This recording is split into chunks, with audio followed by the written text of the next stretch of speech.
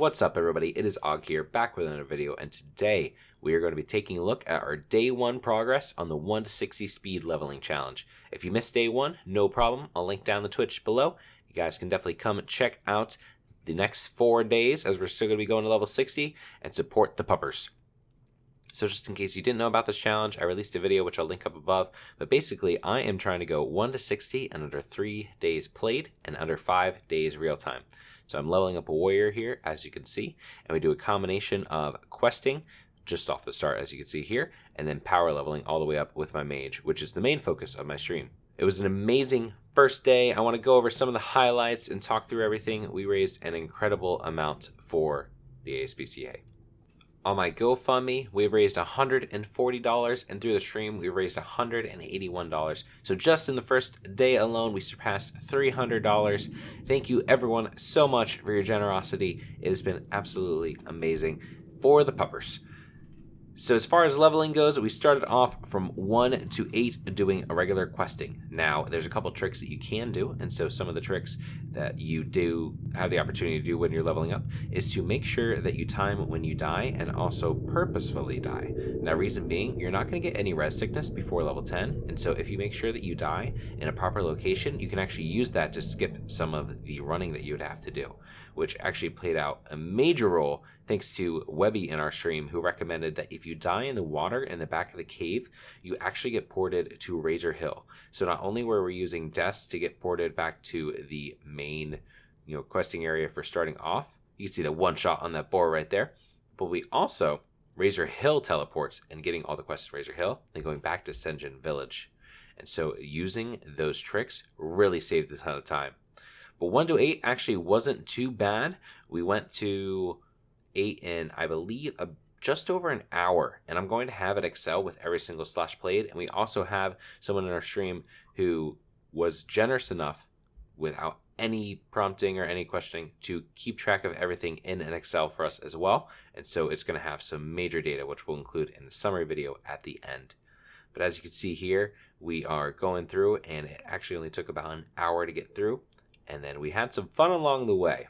So while we were going through, we were leveling in Senjin Village, having a good time, and then all of a sudden I started seeing lightning bolts fly in behind me.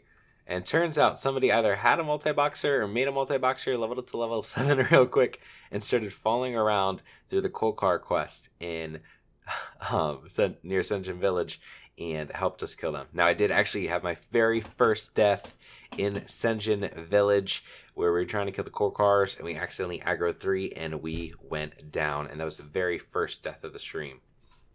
But it was really funny, so shout out to that shaman, whoever you were, for coming in and helping with the lightning bolts. I only did a couple of quests over before I went to level 8, so it didn't have too much impact or anything like that. But shout out to this shaman right here for helping us out with the leveling. So after we were done, we were ready to start the power leveling. Now, power leveling, when you get started, if you're Horde, definitely the best place to go is RC. You can go there at level 8, and I highly recommend doing so. Reason being, you might only get about 25 XP per kill, but you are going to get a ton, and I mean a ton of levels very, very fast. Now, the best way that we found to do this is to have everybody log out, and then what we did was use my ult to reset the instances, and that allowed us to zone as fast as possible and save the slash played. You're also going to notice that in the bottom right, we started having this new weak aura. And so shout out to the entire stream for helping us get that set up, because it actually took about 20 minutes to try to figure out. But we got a weak aura set up so that we can actually see the exact XP of everyone leveling. And actually, the weak aura is for the level. If you look over on the right, that is actually an add-on for multi-boxing. So shout out to Great Fanta for helping us out with that multi-boxing add-on. But basically what it does is, as long as people have it downloaded, you can actually track the XP of everyone in the group and see exactly what they're getting. And so that's called EMAC. And so if you guys want to find that on the classic add-on list on Twitch, it's EMAC. Another thing that we set up is weak auras. And so on the left, and what you're going to see moving forward, is that we have all of the levels of everyone as we're going. That way you can all keep track and don't have to be curious about what level people are. And we can also figure out the average level. For those of you who don't know, the way that you get XP in dungeons is based on the average group level of your group. You also get penalties, whether the mobs are red to your group average level or whether they're green to certain people in the group. You get extra penalties. So that's why having level 60 is going to decrease the amount of experience you get, because it's technically giving a penalty to the group, but you're still getting a ton of experience to kill. And in RFC alone, we were getting about 25 XP per kill. The fastest way that I found to go through RFC is to go do this loop around, just to make sure that no one misses XP. Now, people were saying that there definitely is a way to pull them all to the start of the instance, but personally I didn't want to worry with that, just because if we did have any mobs reset, we were missing out on XP. And since I had people playing the other tunes and it wasn't just me multi-boxing or anything like that, this way I could ensure that we were killing all the mobs every single time that we did this run. One important thing that you want to do is you want to make sure that when you have the rock elementals, you have them go all the way towards the front, because if they start looping back around, they will reset. So you want to make sure that when you jump off that top ledge, you're going to be far enough ahead that they will come all the way down and join you again before resetting. But RFC is real quick and easy. Funny enough though, I did end up dying one time in RFC, which was hysterical. And I died because I got stun locked. And even with a blink out of one of the stuns and I was going for a potion, I immediately got stunned again and I actually went down, which is hysterical because that's the very first time I've ever died in RFC. But hey, it happens, and it was pretty funny.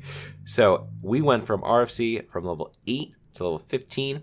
One other thing that I want to touch on with RFC is that one of the best things that you can do is optimize your resets. So there's a ton of quests for RFC. There's hidden enemies in Org, and there's also quests in Thunderbuff. So use the downtime between the resets. We were doing about 30 minutes per lockout to go to Thunderbuff. Port yourself to Thunderbuff, pick up the quests, or go to hidden enemies, pick up the burning or the medallion or whatever it's called to do hidden enemies, because that's a ton of bonus experience that you can get, and you can just maximize your downtime while you're doing it. After RFC, we went over to SFK. We did do the run, so I decided that I didn't want to have warlocks summon me everywhere, just because some people probably would think that's a little disingenuous. We may have them summon us to Mara, just because Mara is crazy, and at that point, the run for Mara is crazy, and at that point, you can't have people summon you pretty easily. But I didn't want to have people just summoning us all over the place, especially since we weren't level 20 yet. And so with this, we decided to run over, which added about 10 minutes to the run time, probably, of the run. But not too bad, just some extra little time. But we got over to SFK, and we started leveling at level 15. Some of the group members were level 16, but you can see the bottom right of the screen that we are level 15. We also have Bullseye, who is 18. Fun fact, Bullseye at level 18 was actually really obliterating our experience. And so we were getting about, I think, 50 XP per kill. But once we had Bullseye step out of the group, we were actually getting about 65% of the XP. So it looks like if there's a large discrepancy, you might actually be really impacting the XP that your group gets and incurring an additional penalty, which we weren't aware of. But we're going through RFC. We get Bullseye to level 21. And once Bullseye is level 21, we have Bullseye step out, and that is when the rest of us finish out at level 21 or 20 in some cases. But our SFK is very fun to do. There's some great tactics that you can use, but basically we do about 13 to 15 minute resets. So we are going to get locked out, and we did get locked out multiple times and just had to take a little break. But what you do is that you do the first courtyard pool, and you could do it all in one pool if you wanted to, but I recommend just doing the courtyard just to make sure that you don't have to deal with the anti-magic shield on the mobs. Kill those real quick, and then you do the full loop around, as we saw before, including the first boss.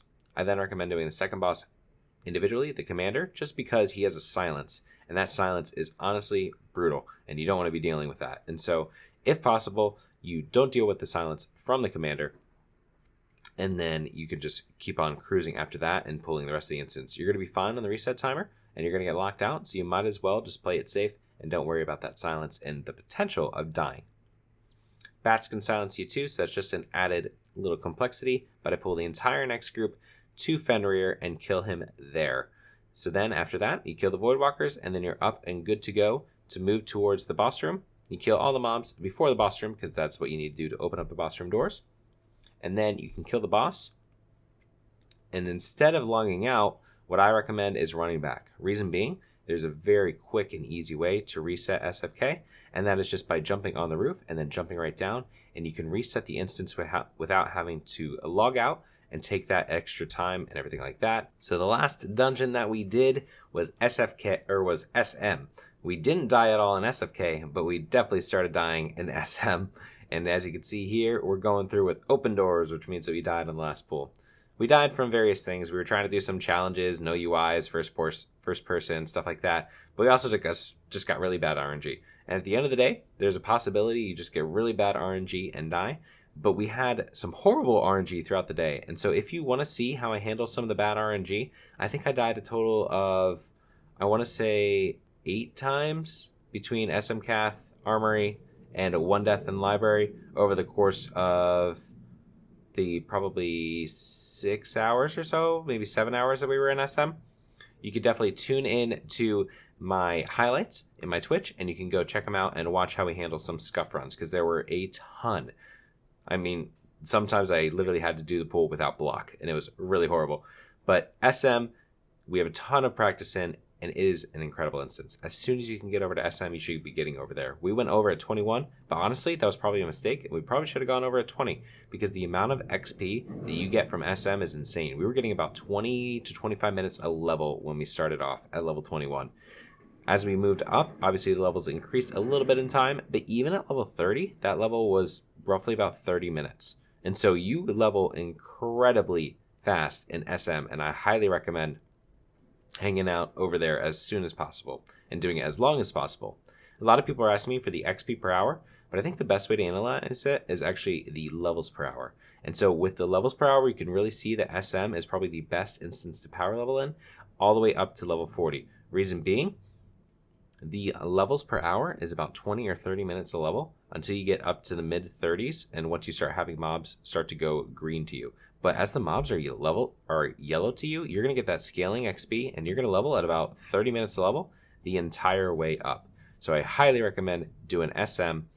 It is a lot of fun as well, deal with all the RNG, and probably the toughest pool that we have, maybe outside of BRD and Strat. So after about 15 hours of streaming, we were finally done for the day. And here we are, we can see that in just over 12 hours, we got to level 30. Now this is played time. I streamed for, I want to say like 15 and a half hours. So there's about 3.5 hours of downtime for, food and things like that. But an amazing first day. Alright everyone, that wraps up today's video. I hope you all enjoyed it, and if you did, please subscribe and leave a like and a comment below to let me know so. And if you guys have any other ideas for any other videos, please let me know in the comments below. Also check out the description for the Twitch where I do all this live, and also for my Twitter and Discord where you guys can be notified of any future updates and when I'm going to go live on stream. So I'll see you guys in the next video.